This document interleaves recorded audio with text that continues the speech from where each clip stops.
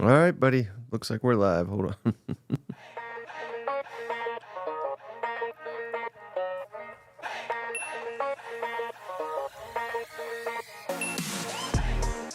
Welcome in the latest episode of that SEC podcast. I'm your host, Michael Bratton. I go by SEC Mike on Twitter. And that is, of course, cousin Shane, the big Tennessee homer, who goes by Big Orange Balls on the Twitter machine. Shane, looks like you are down in your basement down there criticizing Napier. Oh, oh boy. The Knowles took a hit last night, didn't they?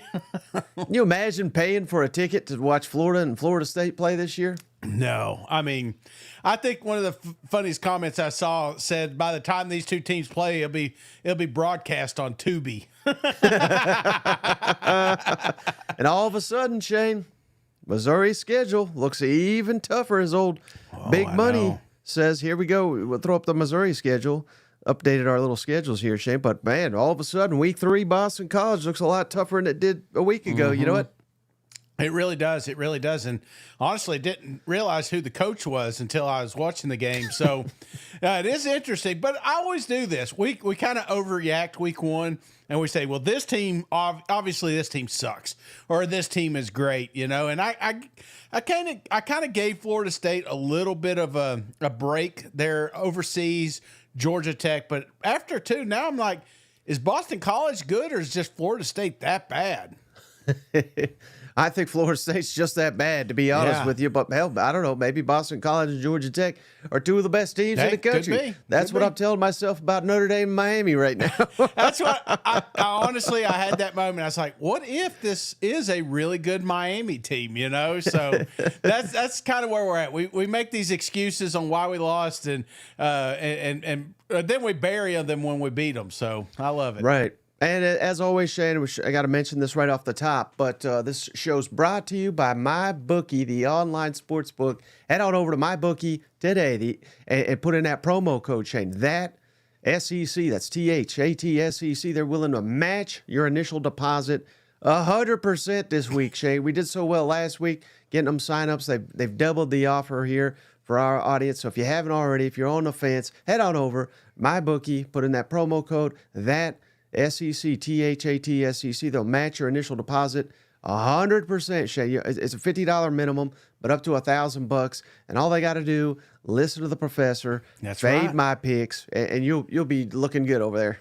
Mike, I'm starting to put this together already, and I felt good last week, but I'm feeling even better this week, brother. So you're right. Get on there, MyBookie, and then match it up to $1,000. I mean, even if you do $50, it's an extra $50 that you can put on some games this week. Right. So before we get into the action, Shane, we got everybody's, I think they're dying to know, because you were off yesterday. How did the honeydew list go? It was intense, Mike. That's part of the reason my face is so red, that blood pressure and the walking. You know, when I heard outdoor mall, I was like, oh, man. No, we don't usually go good together. But, hey, I did my due diligence, and I felt like I call it getting my reps in, you know, because my wife does sacrifice a lot for me to do this.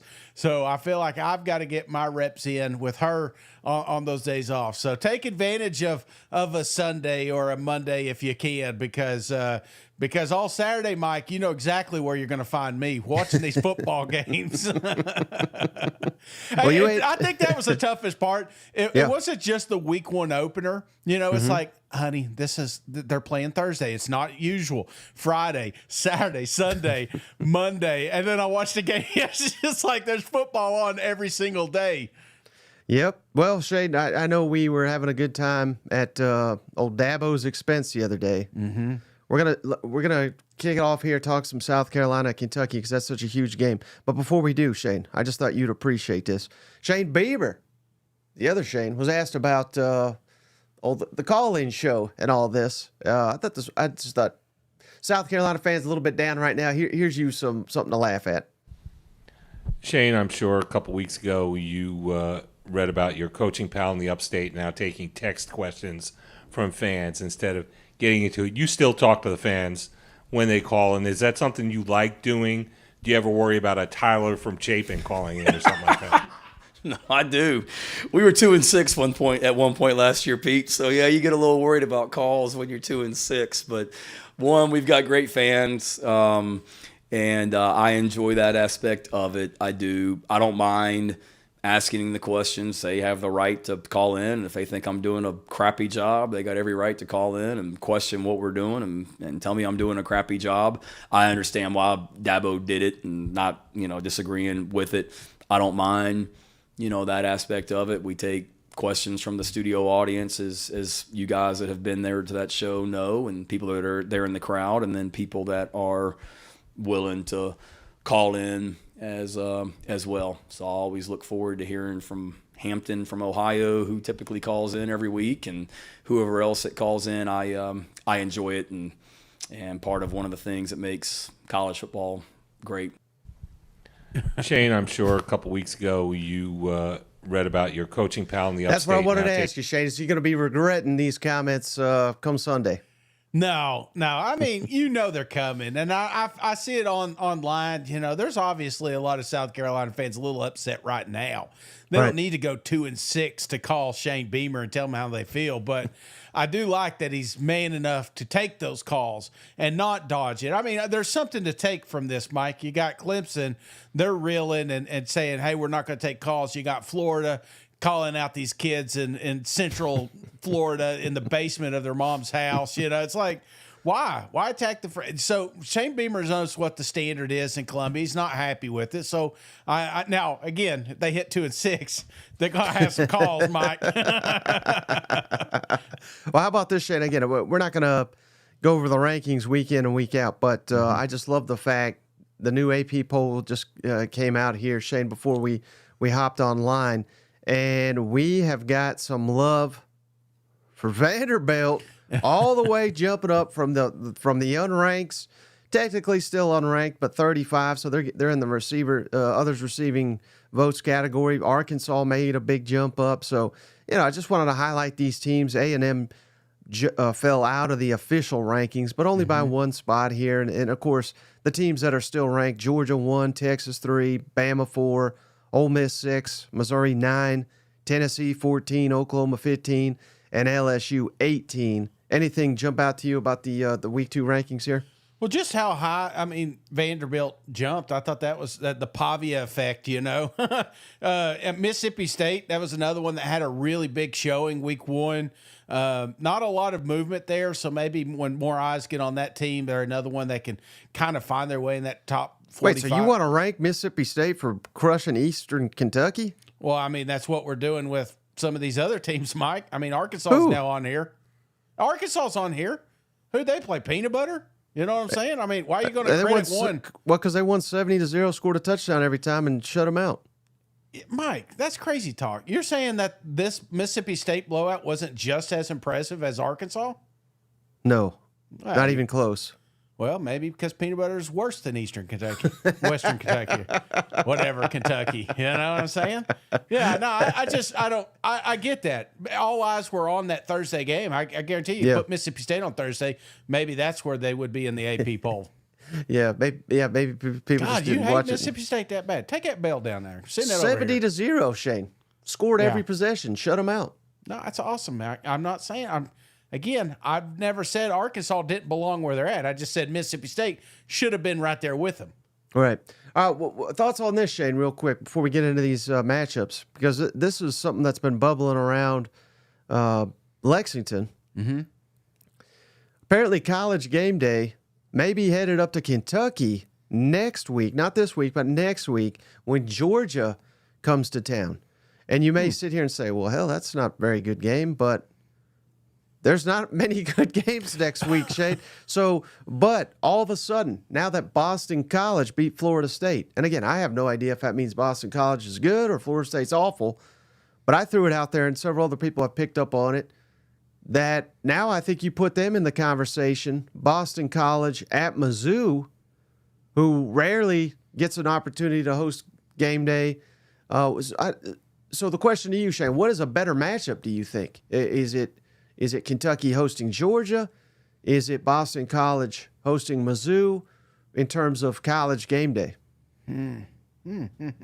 Because I'll tell you, here's literally the games, Yeah, Shane, please. that could be in contention, right? Alabama at Wisconsin, Yeah. but that's a Fox game, so that's Right. probably where the Fox pregame is going. So doesn't mean game day can't go there, but that I don't know. That seems iffy. Notre Dame, Purdue. I mean, come on. There's not a ranked match. There's literally not one as of today. There's not one top 25 matchup in week 3. So, Oregon State, again, that's another Fox game. Is game day going to go up there? There's not many options here. There's really not. That's interesting, man. I mean, and one thing that you see with game day a lot of times is they like to showcase teams that don't get to play that often. Right. You know, so I couldn't rule out a Boston College, you know, because they became a fan favorite, you know. I mean, everybody was talking about it, and the Red Solo Cup and everything, you know, it was going around, and people today are still hunting for that guy. So I'm kind of right there with you, Mike. I feel like that one is a very intriguing matchup. I think it really boils down to what happens this week, though. You know, Right. I mean, ultimately, if Kentucky comes out here and steamrolls South Carolina, then I think that's your easy answer.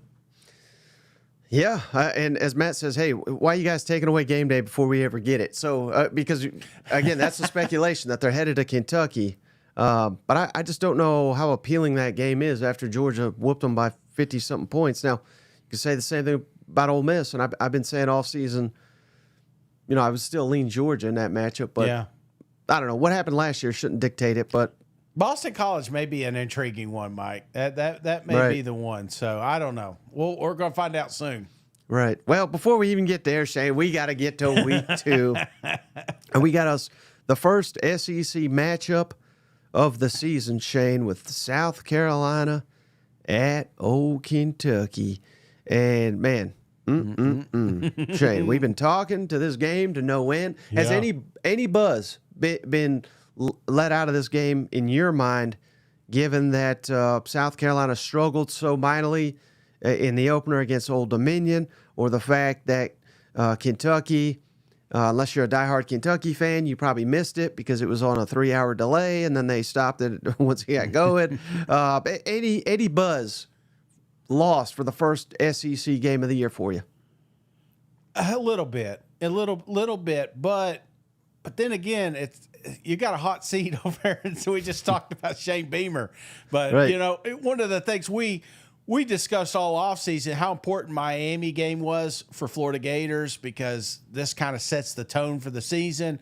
And then right below that, it was almost like a 1A, 1B. We talked about Kentucky, South Carolina, and how does their season play out? Right now, Kentucky, I mean, short of the rain, you know, it's now all rainbows. You know what I'm saying? They're just Brock's the guy. The defense looked really good. There's not a lot of, well, we got to work on this, work on that kind of thing coming out. And then South Carolina fought for their life last week, you Right. know. And I'm not going to turn around and say Old Dominion's great, because they shouldn't have been a football game here. But maybe this makes it a little bit more intriguing because you got a team that's really up against the ropes here. Right. So let's kick it over to Stoops. A little Coach Speaky, but this is the best one he had. Just on this matchup, this rivalry, and how first conference game of the year, always a little extra juice for them Kentucky Wildcats. It's always new team, new year. You've heard me say that, 100 times, you know what I mean? Whether it was dealing with bad streaks, good streaks, you name it, every year is a new year. I think with that being said, you always try to learn, you know what I mean, from teams you play, maybe things that pop up, things that have happened. You know, we're always going to try to learn and, you know, grow from mistakes or things that have happened, you know, things of that nature. But you mentioned that the games have been closer. Does this opponent, does it get more juice out of your guys? I think it, you know, I don't know, is juice overrated? We need to be prepared. You know, we need to be prepared. You know, and our guys said after a 2-hour, 20-minute delay last week, they had juice. You know, but it's really about going out and executing and playing. You know, so I think the fact that it's a conference game this early definitely amps things up a little bit. Let me ask you this, Shane. Is it an indictment of Mark Stoops if they lose this game third time in a row? They would have lost to South Carolina. And hell, just look at the comments. Everybody's saying, well, Kentucky's got this one. They're going to blow their doors off. We're going to beat them by 20-plus points. That is, I think, the consensus, unless you're a Gamecock, just based on week one. Well, and that's kind of the problem. I mean, I just talked about the pressure that Shea Beamer has, but when you come in that way, limping, then they're like, hey, well, Kentucky's got this one in the bag. You just saw the comments. They're going to win by 3 scores. This thing's going to be over at halftime. And then what if it's not, Mike? Then all of a sudden Stoops is a bad coach again. So, yeah, this is the launch pad for both of these team seasons. And there's a lot riding on it because immediately coming out after this game, we're going to be saying, hey, this guy's a good coach or this guy's a bad one. Right. And then again, also, I guess, you could say quarterback injuries for Kentucky. That played a huge role in South Carolina's 2-game streak. But this was always the one, Shane, where South Carolina got the hype and Kentucky would beat them every year. Yeah. And Kentucky and their coaching staff, they'd always get pissed. That's why they, once they started to turn it, that's why you heard the sunglasses and the culture and this, that, and the other. And again, maybe that some of that's overblown, but I also think both these programs realize that this is one of these unique games in the conference, Shane, where both fan bases expect to win it. Yeah. So obviously someone's got to lose it. Whoever loses it, it's that's the fan base that's going to be pissed off. Absolutely, man. Absolutely. And behind the scenes, Coach Stoops going to come out and say the right thing. Shane Beamer's going to say the right thing. But every time Beamer's whooped Stoops, there's always been a mad celebration in that locker room. And it means a little bit more this football game. Cousin Rex says if Stoops loses a third time in a row, he may have a cock problem. That's true. That's true. That's true. Gosh. But I can even expound upon that, Shane. If, again, both fan bases expect to win it, but this feels also like a game where, like, if you win it, it's just like, yeah, we were supposed to do that. Yeah. You know what I mean? Like, you don't even celebrate it because you're like, I don't think Kentucky, their goal is to beat South Carolina. I don't think South Carolina, their goal is like, oh, we just got to beat Kentucky this year. You know what I mean? Like, they want to hunt with the big dogs. So it's almost a double whammy for these coaches because it's not celebrated. Yeah. And then if you lose it, it's like, oh God, how the hell are we losing to this damn team? Yeah, I think you're right with Kentucky. I think South Carolina's got a little bit like, hey, at least we showed like progression from week 1 to week 2, and that's where we're at. We got kind of bought back in with the Sellers hype and Rocket Sanders and all the good stuff that's happening, and then we got put on display and it was embarrassing. And if you could come out here and beat Kentucky, then all of a sudden it's like, okay, hey, we had a bad week. We're back on it. This is the path. And maybe just Old Dominion was that good, Shane. because this game's going to be defined in the trenches. Yeah. And if South Carolina wins it, then that means they're a lot better on the line of scrimmage than they looked week 1. That's exactly where Beamer went here. We played really, really hard on the offensive line. I can't remember if I said this last night or Sunday night on the teleconference before it got cut off, but go back and watch Case and Henry on the 4th and 1 that we handed the ball off to Rocket. You want to see the mentality that we want to play with on the offensive line. Watch Case and Henry on that play. So our offensive line played really, really hard. Josiah Thompson started at left tackle as a true freshman. I'm sure you guys can appreciate how hard that is to do in the SEC. It's 2 years in a row we've now done that. But he didn't look lost as a freshman. He played really, really hard. There's one, blitz pickup issue that we'd like to have back, or I'm sure he'd like to have back, but he didn't look lost as a freshman. Having Rashawn out there as the older guy, kind of to settle everybody down, I thought he was great. He was one of our players of the game as a staff after we looked at it, and just yes, we had some protection issues that we certainly got to get cleaned up. That comes back to us as coaches, but I'm excited about our offensive line as they continue to develop and guys continue to gain experience. And you're exactly right. I mean, this number 0, he can absolutely wreck your entire game plan. Not like mess up a play. He can wreck your entire game plan. And he is a load to handle, but it's not just him. 13 on the outside is a really good player, and nobody talks about the other guys they have inside, 90 and 8 and 9. I mean, they're very twitchy and athletic and very disruptive inside. So we've got to do a great job on the offensive line this week for us to be able to do the things that we want to do offensively. So, Shane, you've been hyping up Kentucky to no end. Is this the game where kind of like people around the country say, oh, my God, Cousin Shane's right about another team. You know what? Yeah, I do. And one of the things that I like about it is kind of what Coach is talking about here is the matchup. You know, what did South Carolina do well at? Running. And what is Kentucky really good at right now? Stopping the run. So the matchup, it seems almost like perfect for a Kentucky fan here.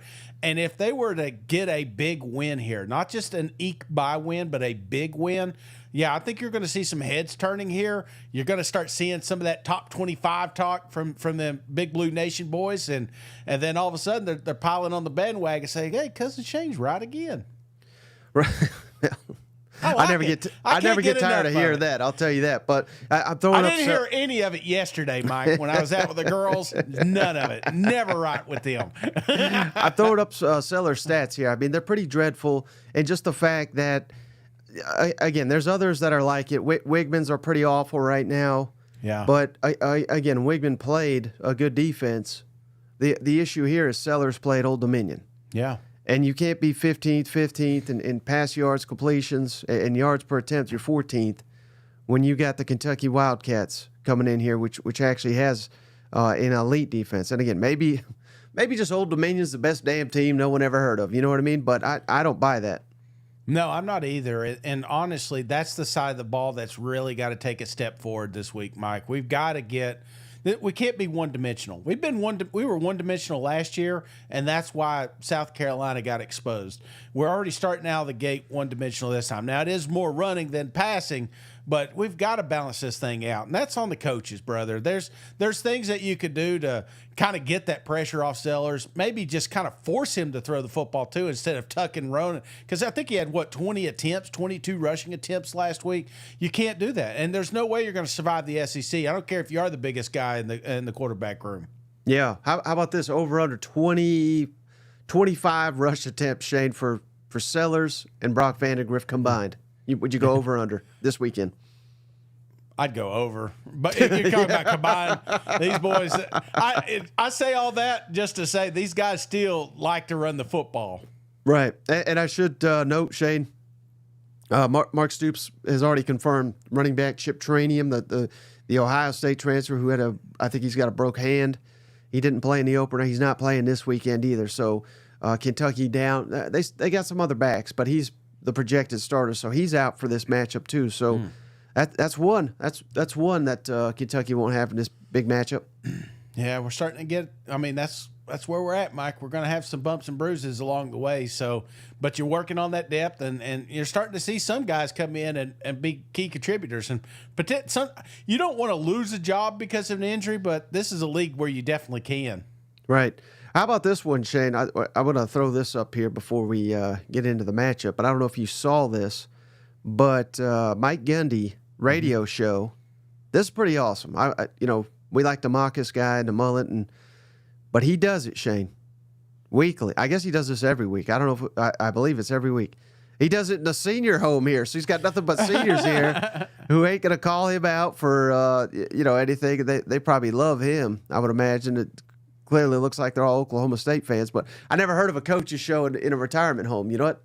Damn, Coach. I'm not supposed to like any of these guys. You know what I'm saying, Mike? You can't be showing stuff like this. You know what I'm saying?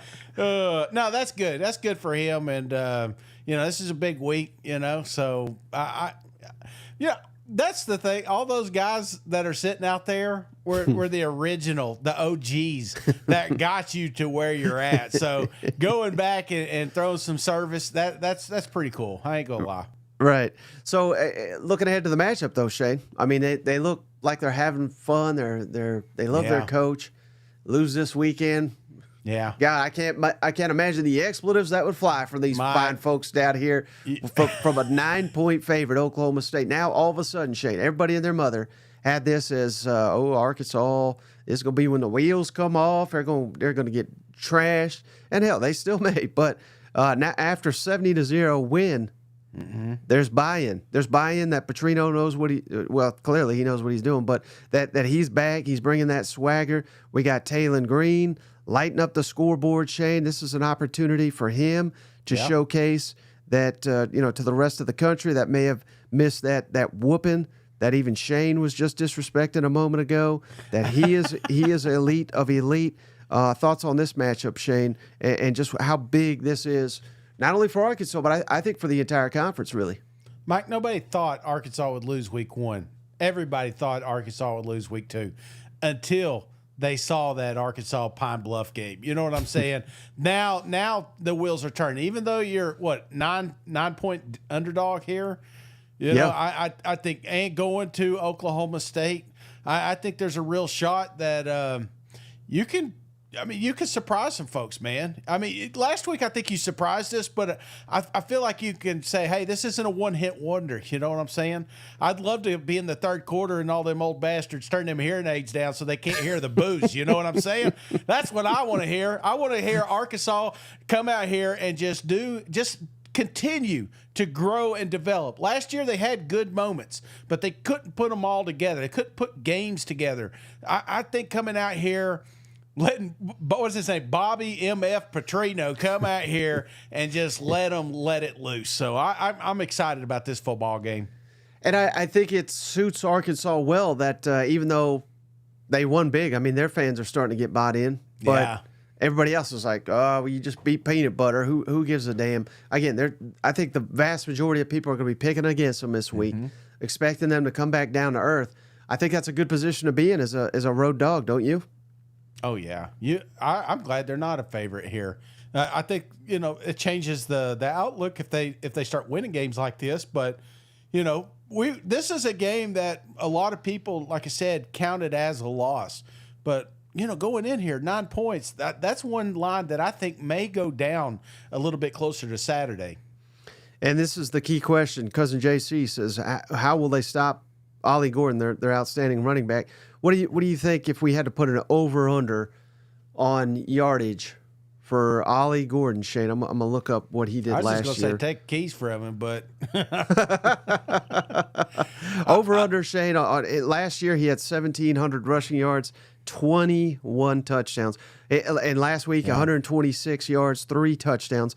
What is a stat line that would be viewed as a success for Arkansas this week? Just talking about Gordon here. Well, he's going to get his. I mean, he's a freak athlete. I'm not gonna knock that. This is a dude. This is a guy that's going to be playing in the NFL for a long time, I would imagine.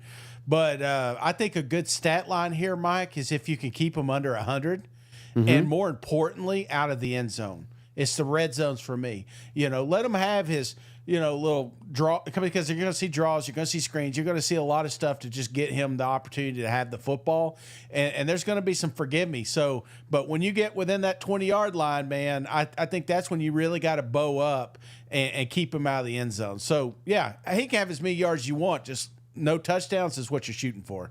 And how many points roughly do you think it'll take for Arkansas to will this be a high-scoring game? Will this be a low-scoring game? Does Arkansas got to get into the 30s to win this one, or could they win a more low-scoring game? What's your thoughts there? Well, I think it's going to be tempo. This is a game that feels like it's going to be low-scoring toward maybe the first quarter.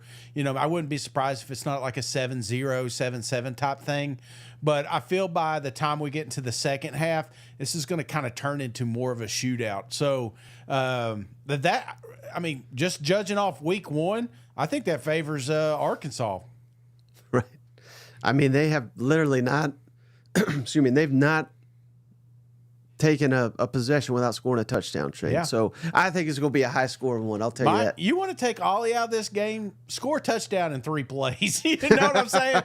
Then all of a sudden they're like, okay, maybe we should start throwing a little bit here. All right, how about this one, Shane? This is being built up as a massive game. Could be one-sided, though, based on what we saw week 1. But Texas, mighty Texas, going up to the defending, cheating bastard Michigan team. But Texas only favored by 6, Shane. Mm-hmm. Texas won 52-0 last week. Michigan barely beat, I think it was like Fresno or some garbage team like that. Any surprise that it's only a 6-point spread?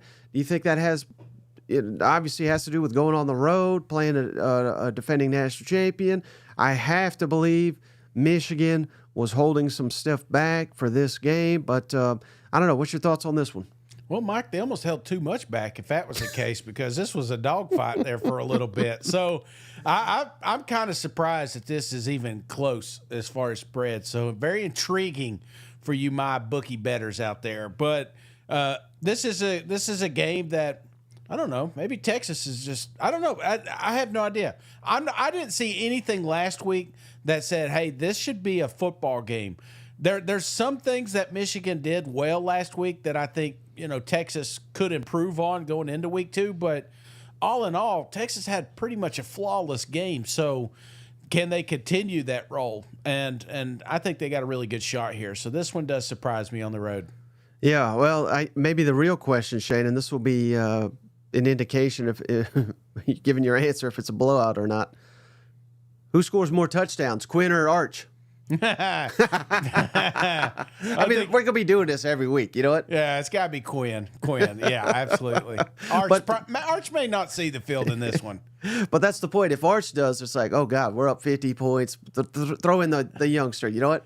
Yeah, that or you're getting smoked, and then you're trying to. I hope that ain't the case either. So this is a big test for Texas, and I feel like for those naysayers out there, because that's what everybody's talking about. They're like, Colorado State was garbage, blah, blah, blah.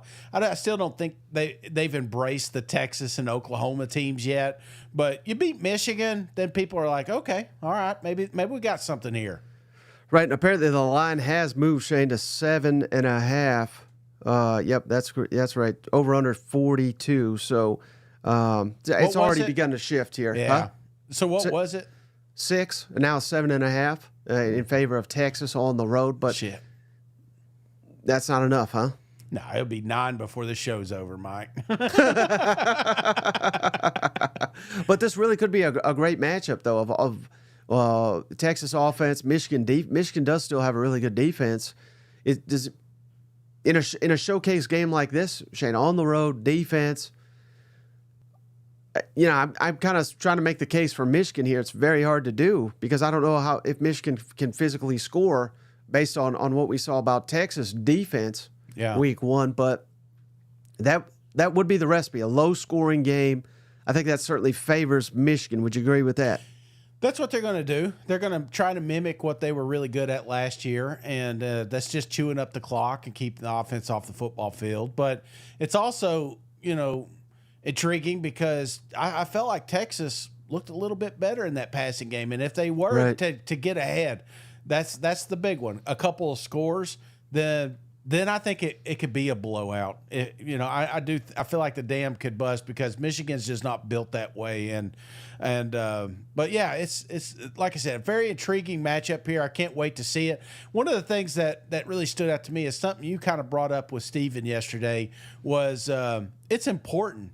This is a big win for the conference, and because when we do get to the tail end of this season and we're trying to figure out who's in or who's out, this is going to be a reference football game that they're going to use.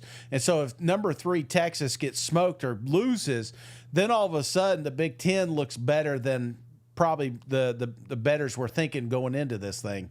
Right. Well, let's spin it the other way, Shane, because I'm already seeing mad people, Texas people in the comments. What if Texas beats them by like 30, 35 points? I mean, that may be too much, but you know what I'm saying, like 3+ touchdowns. Yeah. Can we finally put Michigan in the grave and say, they got no Jim Harbaugh, they lost so much talent, we all know they were cheating, they'll never duplicate this unless they find a new way to cheat? Now, I say what could happen. Now, what will happen is more likely what you're saying, and I'm expecting a blowout here, or I don't want to give away my pick, but I kind of already starting to. But this is a team I'm really liking this week, Mike, and a lot of the reasons is just that. I feel like we're giving Michigan too much hype because of what they accomplished last year, those cheating bastards, They don't have that this year, and they don't have the team they had last season. And this wouldn't surprise me if you don't see some more allegations come in after this game. They're like, hey, listen, we obviously aren't going to go back to the college football playoff. Let's go ahead and clean house here. Well, I would just love it, Shane, if it's, Michigan just completely dominated. Yeah. Because then the narrative is like, well, at least we got Ohio State. You know what I mean? Like, that's all they got. That's all they've got. You know what I mean? Absolutely. No, and it's funny because you start this is the thing, just bandwagon fans. I've seen a lot of Michigan stickers down here in Tennessee, and I was just like, we weren't seeing that 3-4 years ago. So let's go ahead and peel those bastards off. Let's peel them off week 2. What do you say, Texas?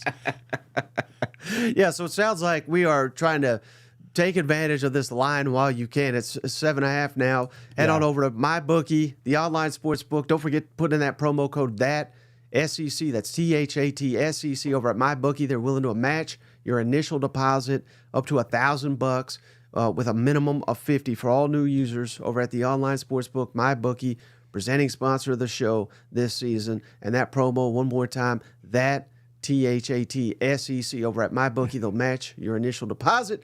Take advantage before Michigan gets exposed on a national spotlight. You know what? That's right, brother. Take advantage. That's the key.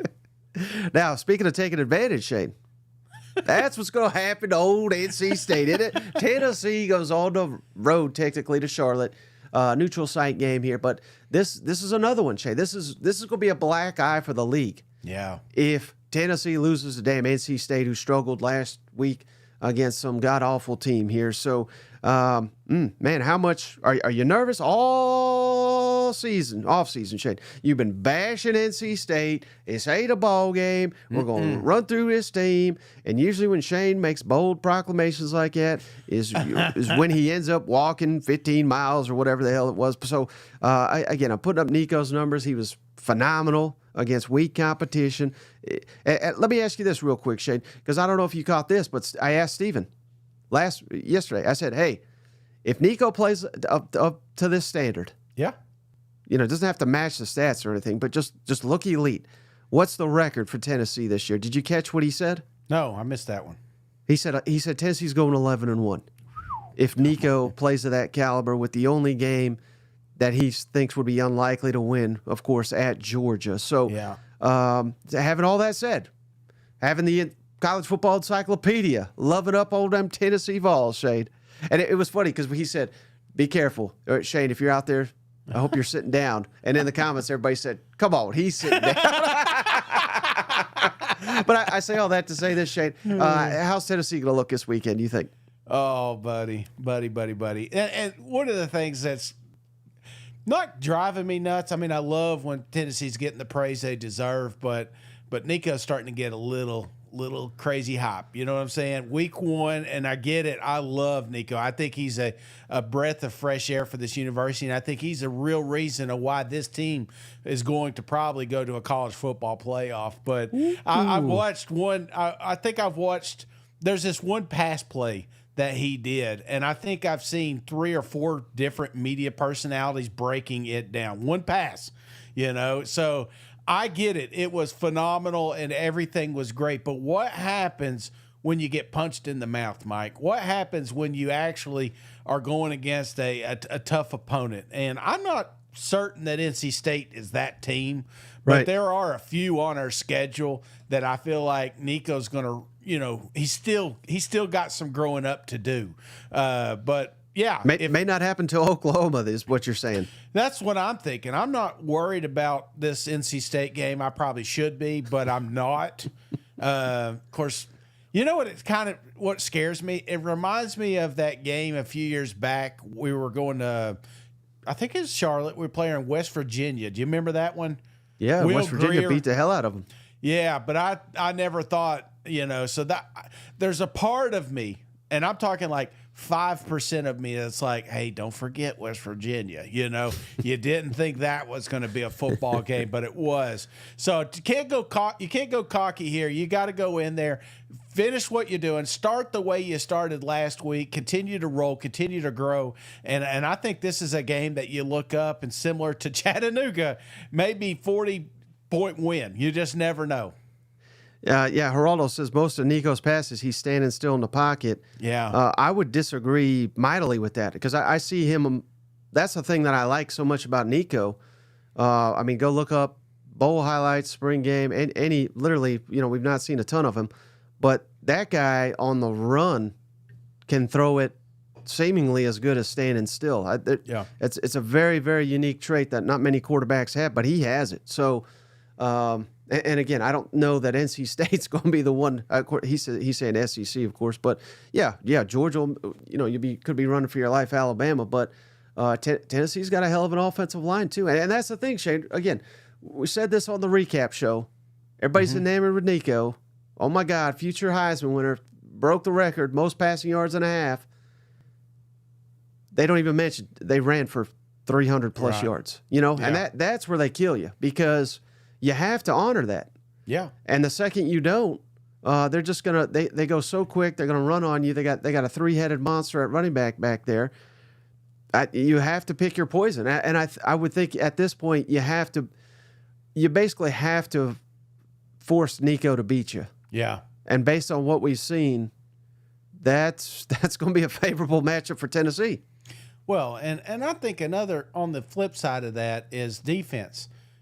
Creating some opportunities. That defensive line got a lot of hype this offseason, and it didn't really – it did its job against Chattanooga, but we didn't walk away from that football game saying, damn, this is the best defensive front in the country. So I'd like to see them pin their ears back and create some havoc in the backfield and maybe give Nico some of that short field situations.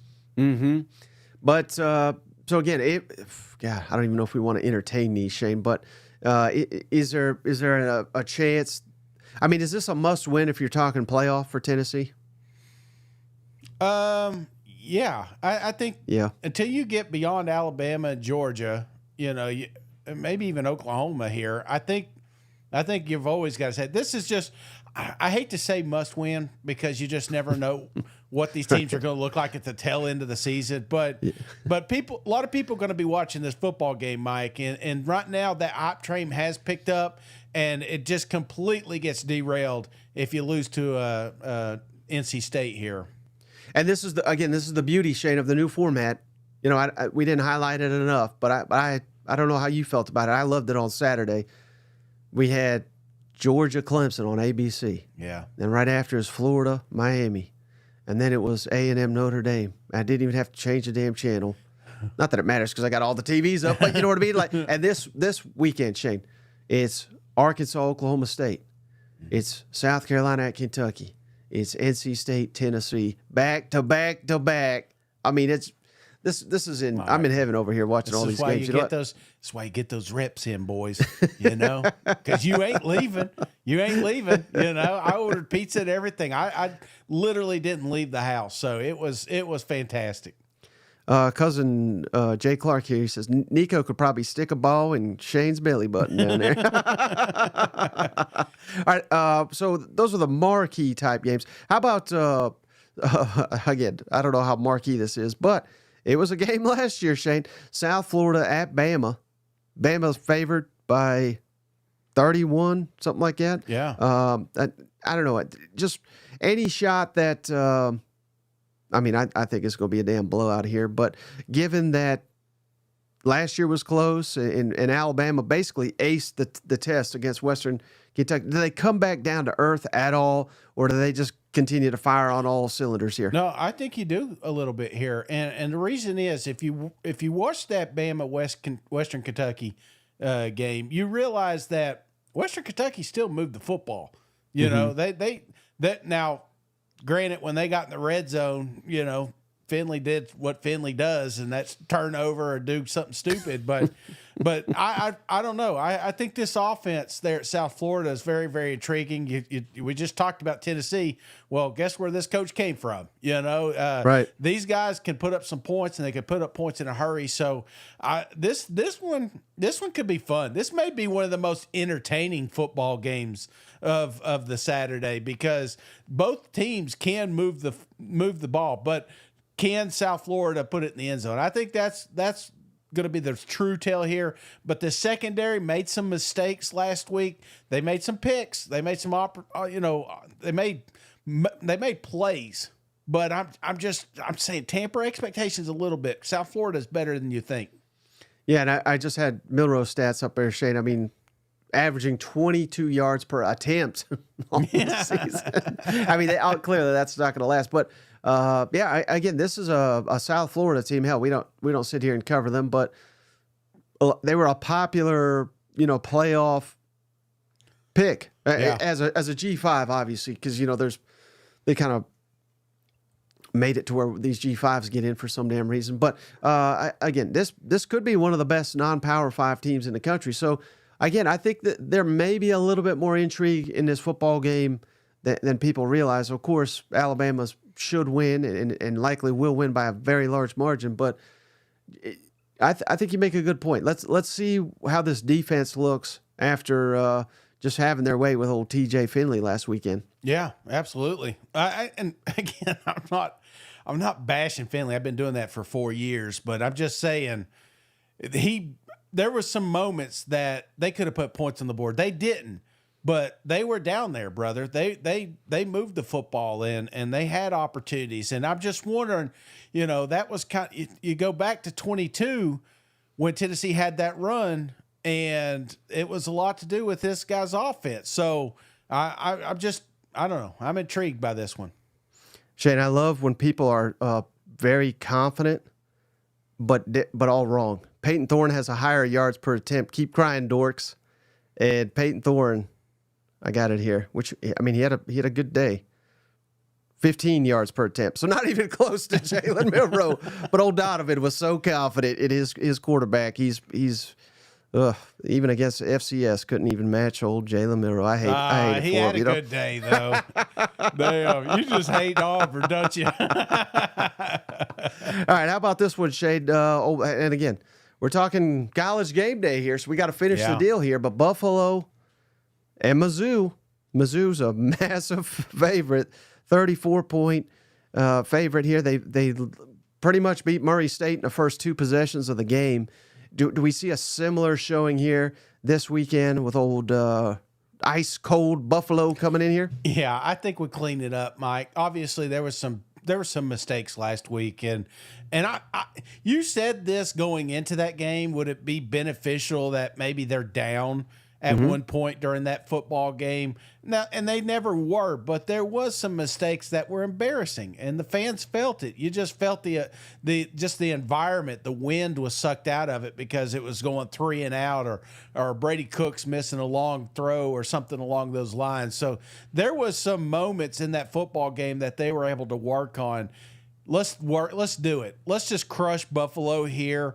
Let's have that confidence. You talked about the Boston College, because you got to remember Boston College and Vanderbilt right after. Those were 2 games that we just penciled as an easy victory. Now those teams look a lot better than we originally thought, and all of a sudden Mizzou's schedule is looking harder and harder each week. So you got to clean up. This is the last week, brother. After this, you can't afford dumb mistakes like we had week 1. Yeah, how funny is it though, Shane, that they got a month to prepare. Now all of a sudden we're like, boys, you better be ready, because here comes old mighty Boston College. It's wild how quickly they can turn. You know what? They really got, and that's one of the things we talked about at the start of the season. We're looking at like Florida's schedule, and we're like, well, what if half the teams suck on their schedule? We're penciled them in as a top 10, top 15 team, and now you're looking at Florida State 0-2. But what about I think it'll be critical. And again, you're not going to learn a ton. I wouldn't think about playing Buffalo, but I would just like to see the momentum on the defensive side of the football carry over for Missouri, because again, I get it. Murray State's terrible, but they held them to 80-something yards, forced some turnovers.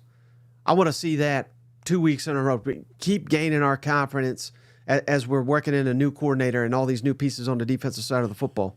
I think that's it, Mike, is the defense. I want to keep seeing them swarm everywhere. I want pressure in the backfield. I want it to just be a blanket. And that offense should score every time they have the ball, you know. And after you do that, first half, Brady's out. We got the backups in. We're feeling really good about our football team. So, yeah, this is definitely this should be an easy victory here for Mizzou. Well, are you going to say the same thing about this one? I'm interested, Shane, here. Oklahoma hosting Houston here. Shane, Oklahoma favored by 28 points here. Another, I don't want to call it tune-up, but I guess it kind of is. But we gotta see some of these issues on the offensive line cleaned up. We started fairly hot against old Temple, but cooled off in some aspects. I want to see, you know, they had injuries on the offensive line. How do they cope with that? We need.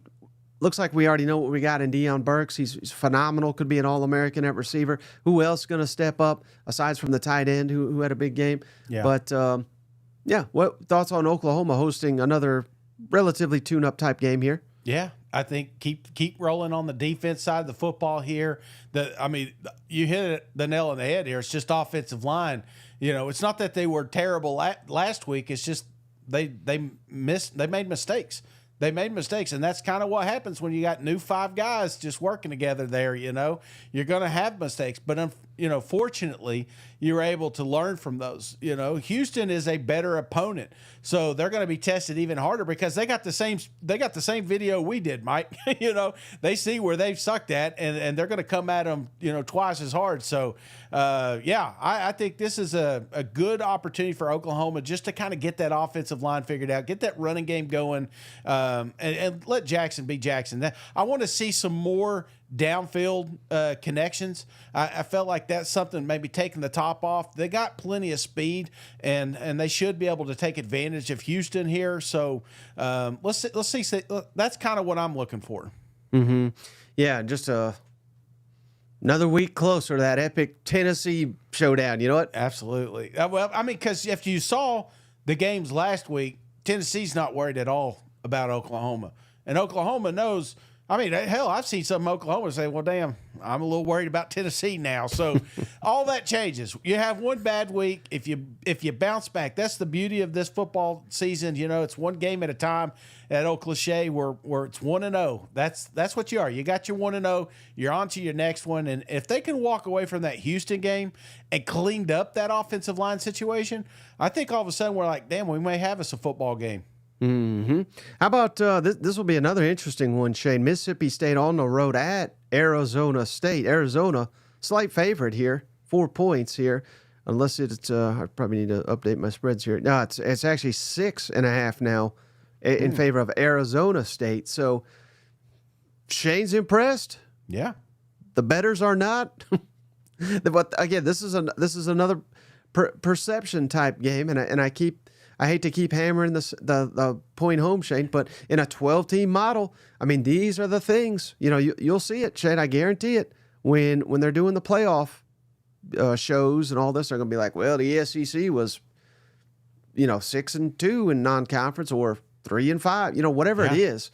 So these games, I think, will really have big implications across the country. But obviously, the biggest for Jeff Lebby and company, if they can get this win, I think they can make a bowl game if they get this win. I think it's that big. That's where you're at, Mike. I think how you would say a successful season first year at Mississippi State is making a bowl game. But to get to that 6, it starts this week. This is a game you have to have. It's within reach.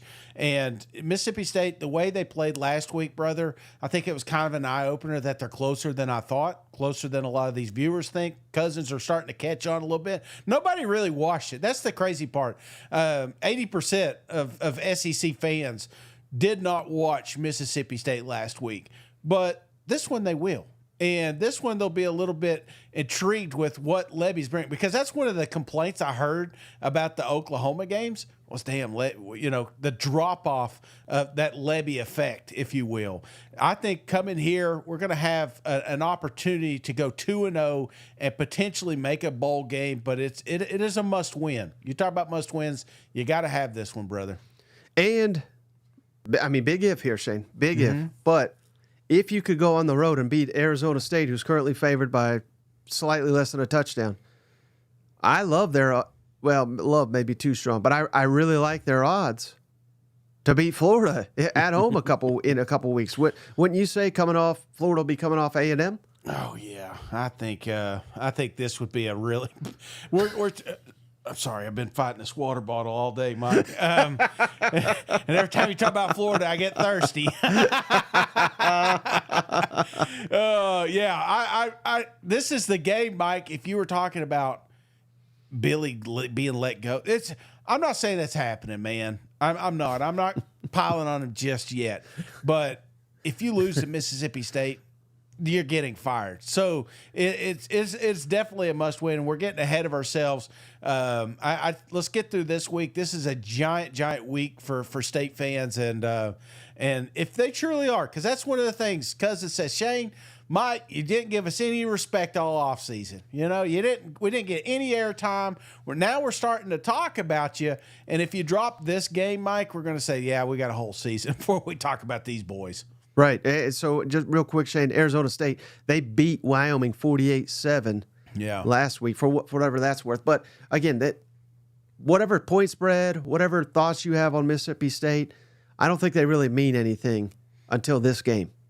This is when we'll learn a lot about them and what Jeff Levy and company have got. Sounds like still some of their key players may miss this ball game, but they didn't miss a beat in the opener. So, it remains to be seen who all's active for this game or not. But this is an opportunity to flip that narrative, exactly what you just said, to where Mississippi State's kind of an afterthought to all of a sudden, we really got to pay attention to what Jeff Levy's doing down there. Yeah, absolutely. Then you start looking at that schedule and you're marking what was a no-go is now a maybe. The first thing you talked about was Florida. Nobody thought Mississippi State and Florida would be a football game, but now they're saying, well, it could be. It could be if you start out 2-0 here. Now, how about this one, Shane? They beat them last year, favored to do it again. Auburn welcomes Cal to town here. Auburn favored by 13 points, unless it's still 13 points over under 53.5. But it's a real opportunity, Shane, for Peyton Thorne and company to continue that momentum. Just beat the brakes off Alabama A&M here. Again, this is one where your fan base not only expects you to win, but win by a large margin at this point, I would think. Yeah, but not enough points, by Mike's standards, though. You know what I'm saying? No, this is an intriguing matchup because you look at what Hugh Freeze did last year, and was it New Mexico State, the team we don't want to talk about? Kind of got that Cal vibe to it, doesn't it? You know what I'm saying? And I feel like we took a huge step forward last week. The offense, the defense, it all looked perfect, man. We had young kids coming in, superstars, going to be superstars in this league. And then coming into week 2, if you drop it, then it's the same old Hugh Freeze. You know what I'm saying? I feel like you've got to keep your foot on the gas. This is a team that you should beat by multiple scores, and you should feel even more confident about Peyton Thorne, even more confident about some of this young talent that's starting to emerge. So don't screw it up. That's the main thing. We've got these ebbs and flows with you. We can't have that anymore. This is a team that's here and ready to go. Yeah, and last season, this was the one that kind of helped you get over that. But just like we said about Mississippi State, with going on the road, basically a must-win for bowl hopes. They went on the road to Cal, won 14-10. It was a late-night game. It was a wild, wacky game. But so I think this is a sign of progress, Shane, where now you're hosting the team year 2, and now, again, the spread is nearly 14 points. You win this game by 14 or more, I think that's the expectation, and that's how you sell all the progress that's being made on the Plains. You know, we barely squeaked by this team year one on the road. Now we're destroying them at home. That's what you want to see as an Auburn fan. Keep getting these young receivers more and more reps. They did literally whatever the hell they wanted last week in the opener. Now the competition is slightly tougher before getting into SEC play. The way this schedule shakes out, Shane, it really suits Auburn really well in terms of right out the gate before getting into conference play. But hell, I mean, South Carolina would trade this schedule in a heartbeat. You know, Kentucky probably would, and many, many others. So in terms of what Auburn has and what they're working with, couldn't ask for a much better start to the season. That's the thing, man. I mean, LSU right now, Florida, A&M. There's a lot of teams that love to have this kind of build up, you know, before they play a formidable opponent. But again, you're selling something. You're selling us. You're selling the fans. You're selling the recruits, you know, and that's one thing that Hugh does well. And when he's out there and he's in these kids' living rooms saying, hey, look, where we were last year, where we're at this year, we're just missing a couple of pieces. We're just missing a couple of dudes like yourself that can just get us to that next round, that first round of the playoffs or SEC championship. So that's all we want to see is that trajectory that they are on to maintain it. Don't screw it up with a team like Cal. Well, speaking of don't screw up, Shane, Ole Miss favored by 41.5 points. Middle Tennessee. Geez. This is like a weekend with Bernie's here. You know, the first month of the season, we're on vacation, but I mean, Ole Miss looked red hot right out the gate. Jackson Dart looked like maybe the best quarterback in the country last week. Again, I get it, competition notwithstanding, but it's going to get slightly more difficult. But the fact you're favored by 42 points nearly, I don't know what we'll learn from this, but just want to see that consistency on the defensive side of the ball. Want to see that explosiveness on the offensive side of the ball carry over week to week. I'm really worried about the Blue Raiders here, Mike. You know, I don't know what the record with most points are. I think it's like 200. That may not be done. But if I asked you which coach is the first coach to put 100 points on the scoreboard, which coach do you think it would be? And why is it Lane Kiffin? Because Lane came out last week, Mike, and said, hey, listen, the kids came in here to watch a show. And I wasn't going to – we may have pulled the starters, but we weren't going to take our foot off the gas because we're here to entertain.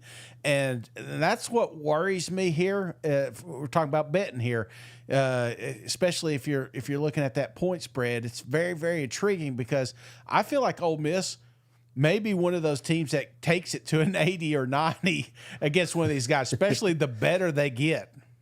Right, and I don't know if you caught this, Shane. I mean, I think it was like a 50-point game at the time, so most people had it turned off. But they brought in the young Austin Simmons. Yeah. His first pass, they were like, how about we throw a 50-yard touchdown bomb? And they're like, dial it up. You know what I mean? So, yeah, you're exactly right. I mean, they're playing with their food right now. Yeah. They're so talented. But, hey, more power to them, and they're making the most of each and every opportunity. And I would be stunned if we don't get another huge victory here for Ole Miss.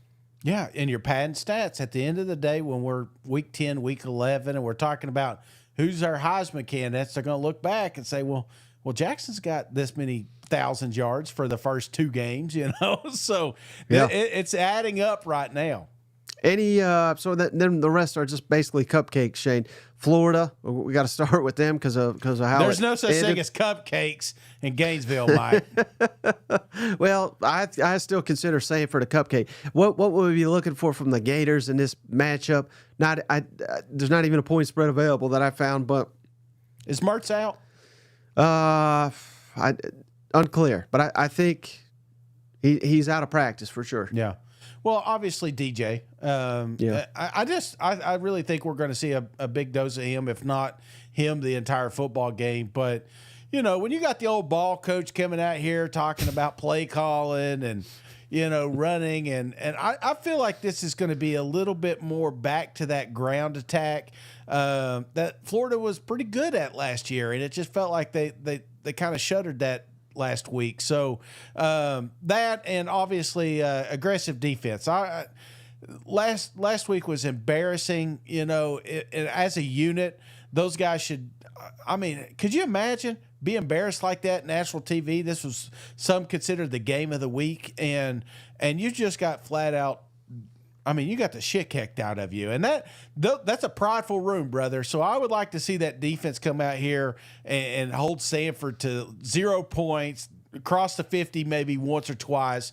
They should play like their hair's on fire, even though it's a weak opponent. Here's where I'll disagree with you, though, Shane. Is it a prideful room? I mean, you see guys loafing around, error after error, late hits, this, that, and the other, no showing, big game, fans left. I mean, I don't know. I think that's the problem, and I don't know that there is pride. And this one we'll find out, Shane. I mean, imagine this game's like tied at halftime or something like that. Yeah, how bad could that be? That'd be terrible, Mike. But maybe you're right. Maybe there's not leadership on there like we thought. I'm kind of surprised we haven't heard of a players only meeting or something along those lines, because maybe that's what they're missing. Because when you have those types of mistakes out there on the football field like that, Mike, there's no accountability for your brother that's next to you. And sometimes you play harder when you got a captain on that football team that's really pushing you, because you don't want to let him down. Forget the fans, forget the coaches, forget the guy that's in his basement there in Central Florida. Think about the guy that's to the left and right of you, and are you helping them out, or are you pulling them back? So maybe there needs to be a little accountability, and that happens in the healthy locker room, and that's what I thought we had. But you may be right. We're seeing some of these mistakes that usually means they're not. Now, how about A&M McNeese? Again, this is I mean, should be a blowout city here. If it's not, there's huge red flags. Yeah. And I'm not ready to write Notre Dame A&M off just because they lost to Notre Dame, but that was obviously terrible performance, specifically on the offensive side of the ball. But the main thing, and really the only thing I'll be watching here, Shane, we got to get Connor Wigman going here for sure, because it was so bad in every aspect, and if he doesn't have like at least 3 touchdowns, at least 300 yards. I'm panicking here. I am, and I thought about, do we see other quarterbacks, play? But I feel like if you think Connor's your guy, you keep him in there the entire time and let him perfect his craft, because obviously there was no chemistry last week. There was no real identity, and I felt like Elko at times was frustrated by the play calling itself. So I'd like to see a big bounce back here, maybe kind of get a little more back into that ground and pound, and let Connor do what he's really good at, because he does have moments of flashing where he's a Heisman top candidate. You know what I'm saying? But then there was a couple of bonehead mistakes he made, and it shot themselves in the foot. So yeah, let's let this be a Connor game. Now, how about seeing a lot of Georgia in the comments, Shane? Can they hang with Tennessee Tech?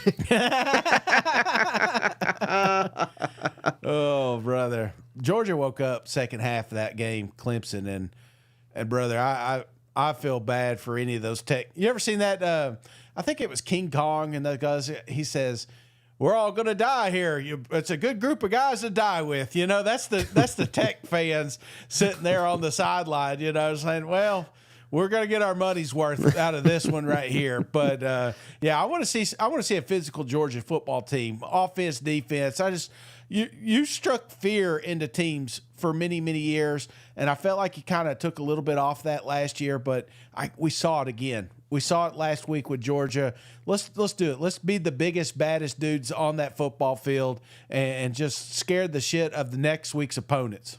Right, and again, I got Carson Beck's numbers up here. I mean, they don't wow you, but again, he played arguably the toughest competition. Maybe you could say Notre Dame was the toughest competition for an SEC team. So there's no concern, but just basically for me, I want to see them get off to a fast start on offense, go up and down the field, 28-0. Yeah. And then put Carson on the bench for the rest of the game and get him geared up for next week. You know what? Absolutely. Yeah, just stay healthy. Right. And then how about old LSU, Shane? I mean, I can't. Yeah, they are who I thought they were, I think, here. Now, I went back. I rewatched it. It was pretty hard to concentrate. I'm not going to lie, Shane, when we were on here and drinking and doing and hooting and hollering and stuff. But just felt that we let that one get away. Yeah. Like, it was right there for us. And that's why Brian Kelly, I think, was so damn mad after that game.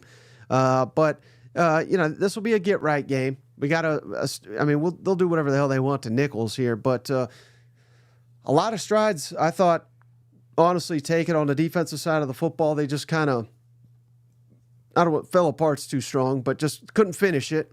Yeah. Against Southern Cal. Here we every drive we must finish. Because that's where we struggled on the offensive side of the ball. Put it in the end zone every time we get down there, and that's kind of what I'll be looking for LSU. And I still, the only thing that really bothered me, Shade, from Brian Kelly in that post game, his ranting and raving and all that, was was calling out his quarterback.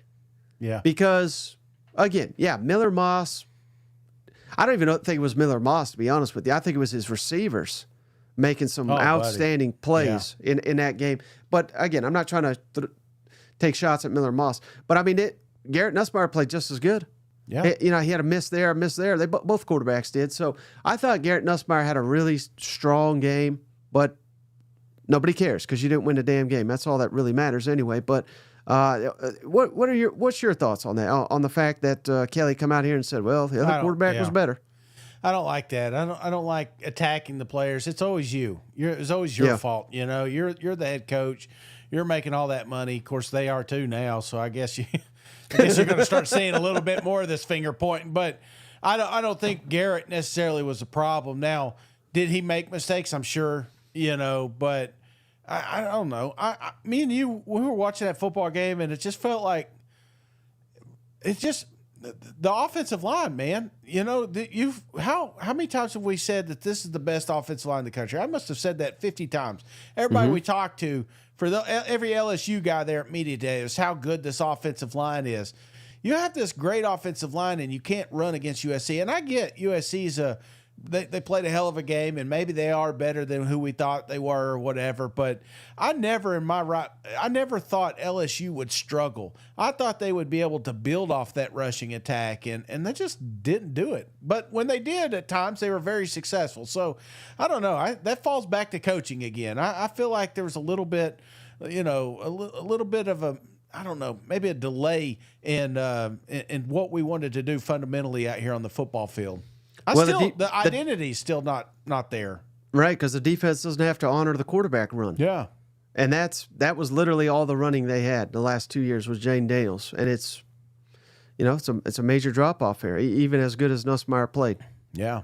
And that defense. I mean, I saw them Mizzou boys out there giving him a hard time about those breakaways. It wasn't just the amazing catches that these guys were having. There was plenty of holes right up the gut that USC was able to establish to run. So you got to fix that up real quick before you get in SEC play. Now, saving the best for the last, Shane, maybe the best team in the conference now. Vanderbilt, come on, baby. Won last week, facing Alcorn. This has got to be the start. Well, I think it's already started, Shane, to be quite honest with you. But this is the continuation of the Diego Pavia Heisman campaign. What about it? Oh, Game Day may be there at that Mizzou game, September 21st, when they're all four undefeated, or all two undefeated. So, this game is can't take your foot off the gas, Mike. You can't Vandy this thing. You gotta keep rolling. This is a team you should beat. I mean, if you just keep playing like you did last week, Brett. But yeah, this is a fun one, man. If you did get a chance to watch this cat throw, brother, he's just fun. And that's what I enjoyed about it. He was very creative. He wasn't the fastest. He wasn't the best thrower. But it seems like decision-making out of all the quarterbacks may have been the top in the SEC last week. Yeah, he's like the video game come to life. You know Yeah. what? Just running around, street ball, and doing all kinds of wild stuff. He is fun. It looked like flag football. You know what I'm saying? Like Wildcat flag football. There's several. I was like, was he across the line? You know, it's like, oh no, just good awareness. And again, this we can't say it enough, Shane. I mean, the over/under was 2.5. Yeah. They may get that by the third week of the season. You know, I mean, they should, right? But I wish I would. What is it now? Do you know? I don't even know. Yeah, I don't think you could bet on it now because the season started. But if you could, Mike, let's mimic it here. Pull that schedule up one more time. Mm-hmm. Let's say they're 1-0 right now. What would you place it at? Oh, you're resetting the line here. Yeah. Probably 4.5. 4.5. Yeah, I can get by that. I'd say 5. I'd say you sneak up and get one right at 5 even. Well, see, they don't do 5 even, Shane. No, It's always a half, you know? I want you to either, well, I think that's what they're going to do is 5. I think they're going to do Alcorn, State, Ball State, and then one of the SEC teams. So we'll say 4.5 then. Right. Yeah. That's what I said. I know. Damn it, Mike. I don't know. I've been drinking. We don't get to talk about Vandy much, so I'm talking about it here. All right, brother. Well, hey, we hit on all the games. We're going to have a mailbag pod tomorrow. We're going to do a double show again. Steven is going to make his picks for the upcoming weekend. Yeah. Got any thoughts, Shane, before we end this one? No. This it's getting late. We shouldn't do late pods. Mike knows that like once it's past 8, I'm shot. So I apologize for all the rambling. It was a long day. But yeah, be sure to check us out tomorrow, regular time. And I'm looking forward to I'm just looking forward to some more football games, Mike. I don't want to call it separation, but it feels like we're going to learn a little bit more about maybe placement of the SEC. Was 1 week a fluke? Was week 2? It's one thing to do it 1 week, but if you can do it 2 weeks in a row, you know, there's a handful of teams out there. We've kind of already crowned them that they're back, you know, and you're just kind of like, let's see if they can do it another week in a row. Right, and I can't emphasize it enough, Shane. We've got to steal games. Yes. Now that we've let some slip away. I'm looking at you, Arkansas. We need you to win at Oklahoma State. Yeah. I'm looking at you, Mississippi State. We got to take care of business at Arizona State, and then the favorites, Texas, Tennessee. Yeah, We've got to take care of business. Auburn, we got to take care of business. Otherwise, the perception of the league, fair or not, it's going to take a hit. Yeah, that's exactly right, Mike. And no stupid Old Dominion down. We can't have that either, Mike. We can't have that. You know, don't be a joke. Don't be a Samford in Florida should not be a football game. Don't make it a football game. Right. We're having an emergency pod right after. We're just going to do it after every Florida game this year. You know what? Absolutely. Well, all right, brother. I appreciate you. Yeah. As always, I appreciate each and every one of you. We'll catch you on the next one. All right. See you guys. Go Vols. Such an idiot.